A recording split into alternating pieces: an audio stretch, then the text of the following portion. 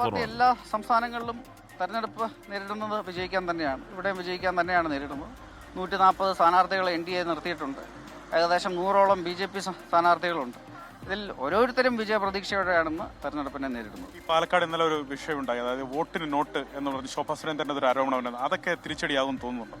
എല്ലാം തെരഞ്ഞെടുപ്പ് സമയത്തുള്ള ഓരോ രാഷ്ട്രീയ കളികളാണ്. പക്ഷേ ഇതിലൊന്നും കാര്യമില്ല. അവിടെ പാലക്കാട് ശോഭാ സുരേന്ദ്രൻ നല്ല ഭൂരിപക്ഷത്തോടെ വിജയിച്ചു. ദൃശ്യങ്ങളടക്കം പുറത്തു വരുന്നതാണ് ഇവരുടെ വാഹനത്തിൽ നിന്ന് ഒരാൾ പോകുന്നത്, കാശ് കൊടുക്കുന്നതൊക്കെ. കാരണം എനിക്ക് അതിനെക്കുറിച്ച് അധികം സംസാരിക്കാൻ സാധിക്കില്ല. പക്ഷേ ശ്രീമതി ശോഭാ സുരേന്ദ്രൻ വളരെ ശക്തയായ സ്ഥാനാർത്ഥിയാണ്, അവിടെ വിജയിക്കും. പൊതുവിൽ കേരളത്തിൽ NDAക്ക് അനുകൂലമായി BJPക്ക് അനുകൂലമായ ഒരു ട്രെൻഡിനെ അത് ബാധിച്ചു എന്നുള്ളതാണ് ചോദ്യം.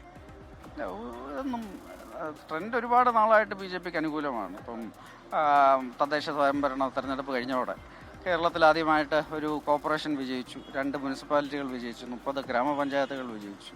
അതുപോലെ കേരളത്തിലെ ചരിത്രത്തിൽ ആദ്യമായിട്ടൊരു മേയറും ഡെപ്യൂട്ടി മേയറും ഉണ്ടായത്. ഇതെല്ലാം ചുവടുവെപ്പുകളാണ്. ഈ മൊമെന്റം നമ്മൾ മുന്നോട്ട് കൊണ്ടുപോയി ഇവിടെ ധാരാളം സീറ്റുകൾ നമ്മൾ വിജയിക്കും. ഈ പണം കൊടുക്കുന്നു, തൃശ്ശൂരിൽ കിറ്റ് കൊടുക്കുന്നു, ഒപ്പം സാരി കൊടുക്കുന്നു, ഇത്തരം വിവാദങ്ങളൊക്കെ ഉയർന്നു വരുന്നുണ്ട് ഈ ഘട്ടത്തിൽ.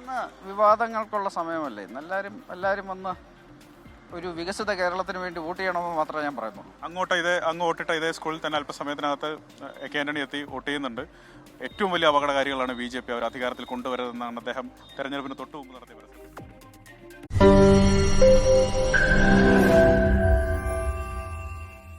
ലോകത്തെവിടെയായാലും ഏത് സമയത്തും 24 വാർത്തകളും ഓഗ്മെന്റഡ് റിയാലിറ്റി പാക്കേജുകളും എക്സ്പ്ലെയിനറുകളും വിശദമായി കാണാൻ ഞങ്ങളുടെ YouTube ചാനൽ നിങ്ങൾക്ക് സബ്സ്ക്രൈബ് ചെയ്യാം.